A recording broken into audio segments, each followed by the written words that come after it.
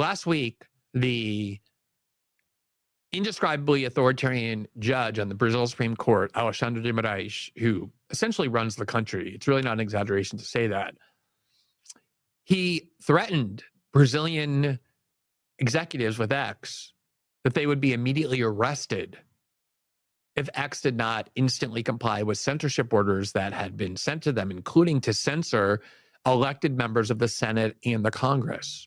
And X is reluctant to censor this because obviously these are politically motivated censorship campaigns. There's no due process provided. These people have not been convicted of any crimes. It's just this very politically motivated judge ordering these people banned from the internet with no due process. And X doesn't want to cooperate with that. And so once this threat was issued, we're going to arrest executives with X inside Brazil unless you comply. Elon Musk said, we can't guarantee the safety of our executives in Brazil any longer. And so we're closing down all offices in Brazil. We will no longer have any executives who work in Brazil because it's not safe for them to work there. And it absolutely is not. And as a result, X either separated with Brazilian executives or brought them outside of Brazil to work with X in other capacities.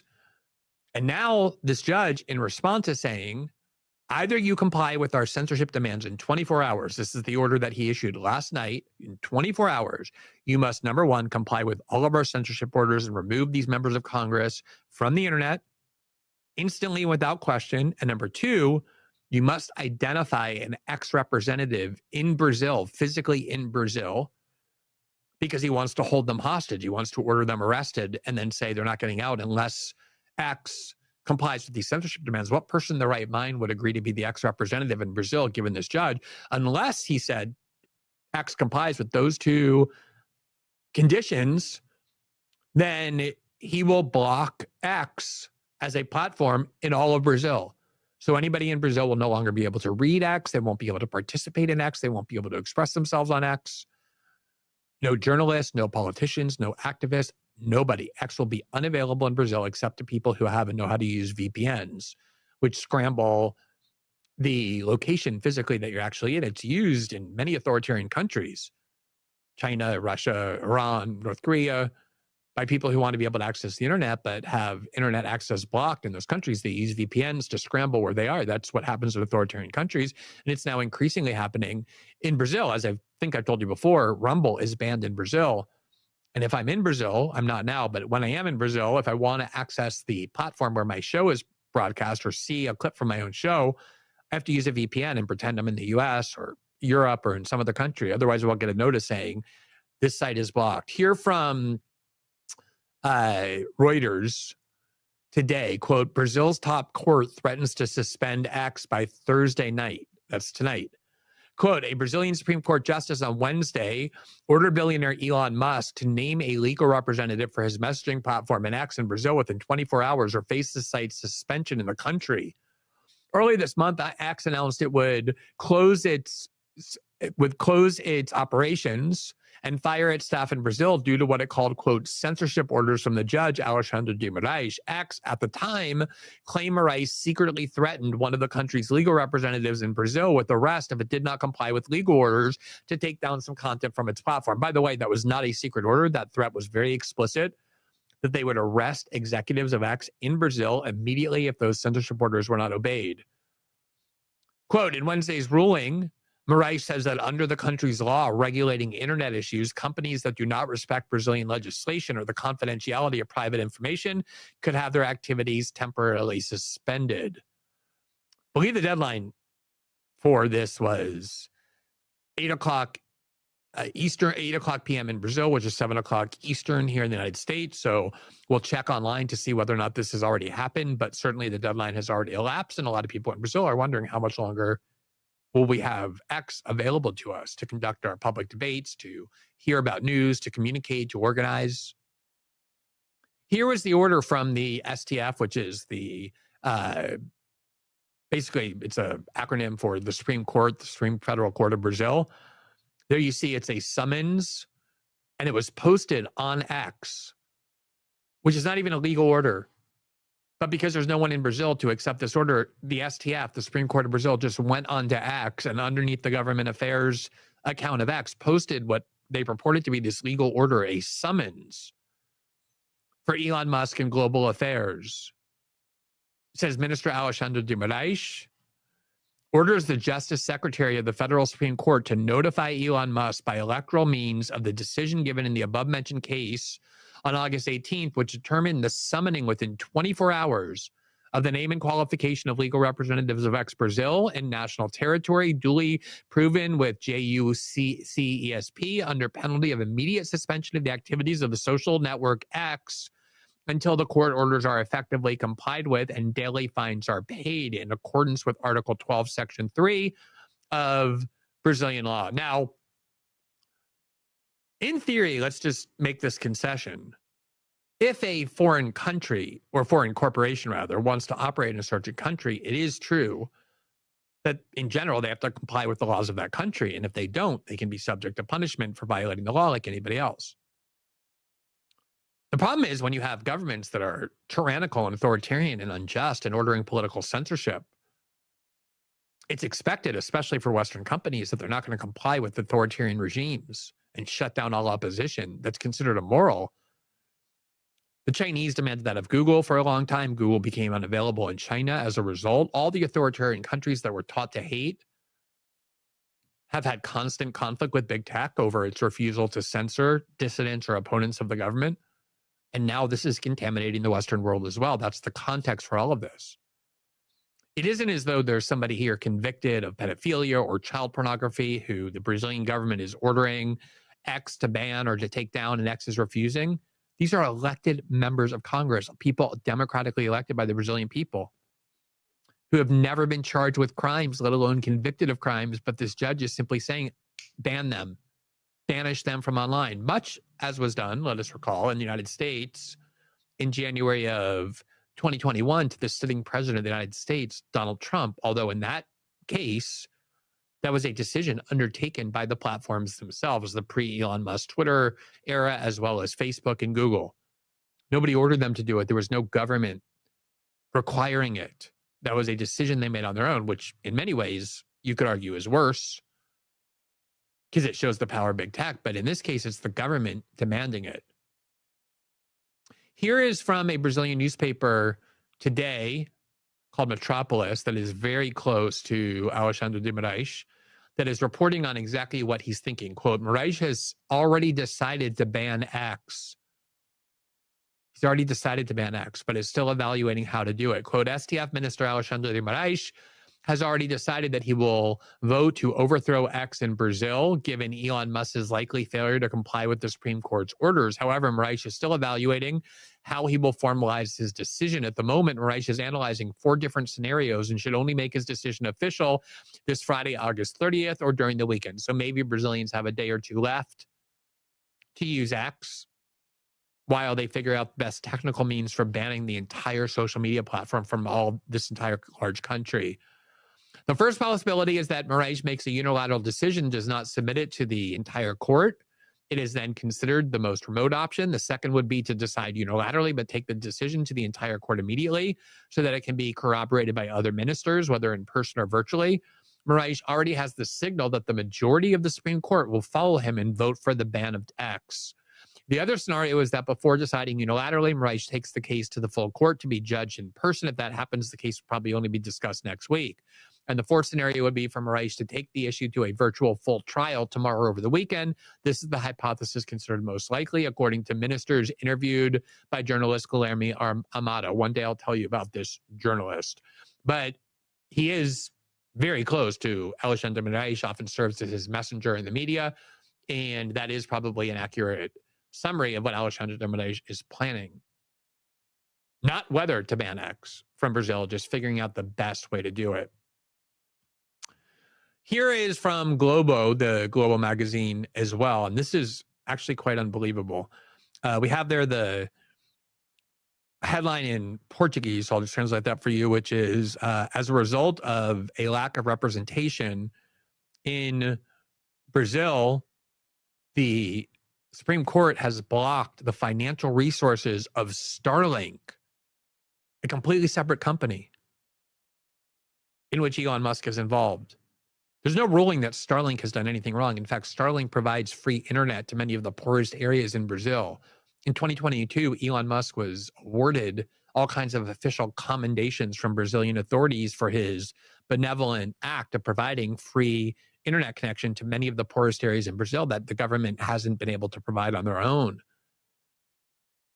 And yet somehow this judge, even though there's no finding that Starlink itself did anything wrong, has blocked the bank accounts of Starlink in Brazil in order to punish X. The article says, quote, this is from Globo, after X failed to submit legal representatives, FTF Minister Alexandre de Moraes blocked the financial accounts of Starlink Holding. Last week, Moraes claimed the existence of a, quote, de facto economic group under Musk's command, and on August 18th, ordered to block all of their Brazilian financial assets in order to guarantee payment of fines applied by Brazilian courts against X. Another of Elon Musk's company in the country, besides X, is Starlink, which operates in Brazil, selling satellite internet services mainly in the North region. All Starlink staff in Brazil has already been notified in order to respond for amounts to Brazilian courts owed to Brazilian courts by X. And then we have the Brazilian text here. Last week, Moraes considered the existence of a, quote, this was what I just read you that had already been translated. So I want you to see how extreme this is, because it is genuinely remarkable the lengths to which not just Brazil, but countries throughout the democratic world are now willing to go to prevent the internet from being a free exchange of ideas where human beings can organize freely and privately, because they recognize that is the one threat to establishment power and to status quo ruling class prerogatives. I've been talking about this for a long time. Until 2015, the internet was basically free. And there was obviously a lot of surveillance going on, but this form of brute censorship was not common at all. 2016 was the turning point. That was when European and American elites concluded they couldn't control people's thoughts, as evidenced by, first, the British decision to withdraw from the EU by ratifying Brexit, and then even more traumatically, from the perspective of Western liberal elites, the decision to vote for Donald Trump over Hillary Clinton and make Donald Trump president of the United States. And when they saw that, they decided that our media outlets that used to control how people think, the information they get, the kinds of opinions to which they're exposed, are no longer the gatekeepers. They lost their monopoly to the internet, to social media. And the only option we have for remaining in power to continue to be able to propagandize people and keep them in a closed information system is if we start implementing systems and justifying rationale for controlling the internet every bit as rigidly as we control large standard corporate media outlets, where most views don't get into those outlets ever. Most dissidents are never heard from. And since then, this has been a progression that is now manifesting in, I wouldn't call it yet its final form, unfortunately, but a much graver one than we've seen before. There's an article in the outlet that is called American Quarterly. There you see it on the screen, Brazil's most powerful judges in the spotlight again. And this is a magazine that is not at all on the left. If anything, it's sort of a centrist magazine.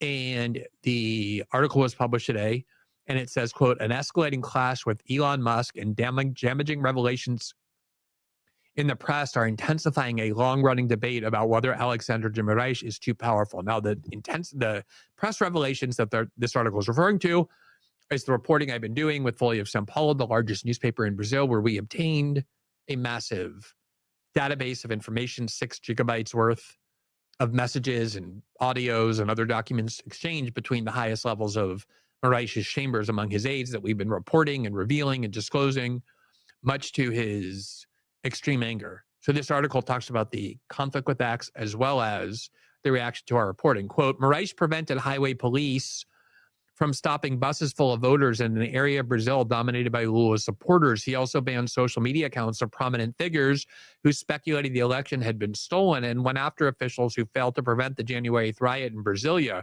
even suspending the governor of Brazil's federal district from his job for 3 months. Moraes banned the social media accounts of right-wing influencers such as Rodrigo Constantino and Paulo Figueira for allegedly spreading COVID-19 misinformation and casting doubt on the Brazilian electoral system. He also banned the accounts of department store chain owner and right-wing influencer Luciana Hang, allegedly for agitating a coup in a pro-Bolsonaro message group. Now, let me just stop there. Luciana Hang is a multi-billionaire. He owns a huge series of department stores, a big character in Brazil. On Twitter alone, he had something like 10 million followers. On other social media outlets, he had as many, if not more. And he was a vocal supporter of Jair Bolsonaro in the 2022 election, a very influential one. And this judge, obviously doing everything he could to prevent Bolsonaro's election, just banned his social media accounts, closed them, ordered them shut to prevent him from communicating with millions of people. They remain shut to this day, even though Luciana Hang has never been accused of a crime. Quote, blogger Alan dos Santos, in self-imposed exile in Florida, had his passport revoked after calling for the dissolution of the STF and being accused of involvement in a, quote, organized crime network that operates through monetized videos online. Quote, right now he's protecting democracy, and I think it's a very necessary thing, said Roberta Braga, executive director of the Digital Democracy Institute of the Americas, a nonprofit aimed at the digital information environment in Latin America. Quote, but you could see a world in which someone else in his role doing something in a similar, in a different context would generate a lot of problems. This is the issue. Brazilian elites are essentially saying, of course, there's too much power in his hands. Of course, he's exceeding all legal limits. But the danger of Bolsonaro's movement is so extreme, it's so criminal that we have to allow this judge basically dictatorial powers. It's the same mindset that prevailed during the war on terror in the wake of 9/11. Yes, we're running roughshod over civil liberties. We're allowing the government to spy on us, to prison us without due process. It's all necessary, even though in other contexts it wouldn't be, in order to stop the threat of terrorism. This is always the formula of every tyrannical regime everywhere. We know you like your rights. Usually we'll give them to you. But right now there's a threat posed to your safety, to the health of our nation, of our homeland, that simply doesn't allow ordinary rights to exist. It's not the first time that X would be blocked in a major country. Here from, if we can go back a little bit, Reuters in April of 2024, earlier this year, this was after the coup of the elected prime minister of Pakistan, Imran Khan, which, as it turns out, shockingly, was supported by and given a green light to by the CIA, removed Imran Khan, put him in jail, installed a military regime in Pakistan, far more obedient to the U.S. security state. The social media platform X was blocked in Pakistan over national security, the ministry says. Those are the kind of countries in which these sorts of things happen. Back in 2010, as Ars Technica reported, quote, Google stops Hong Kong auto redirect as China plays hardball. Quote, under threats that the Chinese government won't renew its internet content, Google has decided to call off its efforts to redirect all China users to its Hong Kong search site.